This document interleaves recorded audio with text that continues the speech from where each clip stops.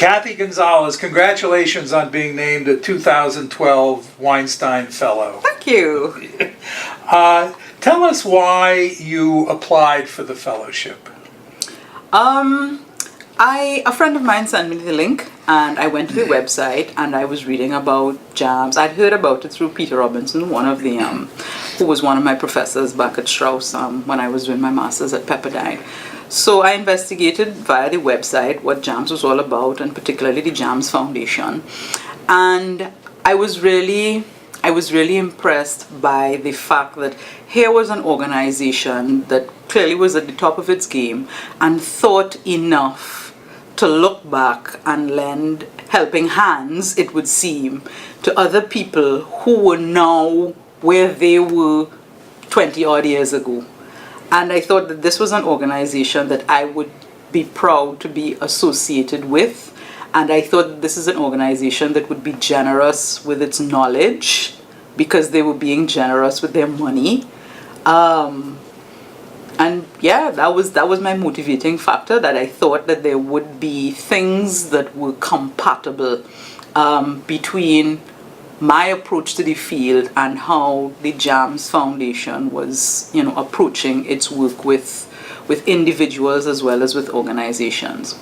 What do you hope to study while you're here on the fellowship? My particular area of interest is court-annexed mediation, which I didn't really know at the time that I applied. I knew it was one of the things that I was interested in, but as it turned out, professionally an opportunity arose in just that area. So it turned out that the proposal that I had written for the foundation, when I had sent in my application, turned out to be spot on.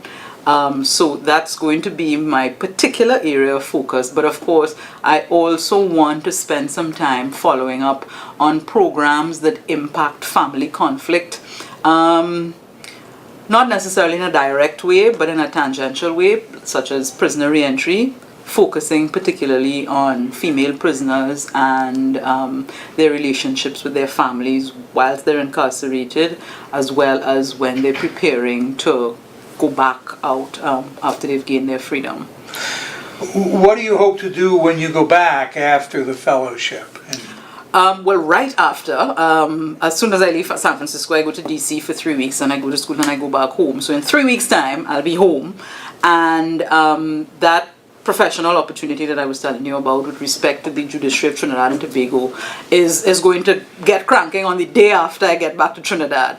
So I'm going to have my head full of all this knowledge about court-annexed mediation, having seen programs in LA, programs in DC, having spoken to neutrals, having spoken to members of JAMS administration. So I think I'll be armed with tools to be able to design what will be probably a award-winning program for the Judiciary of Trinidad and Tobago. I know it will be.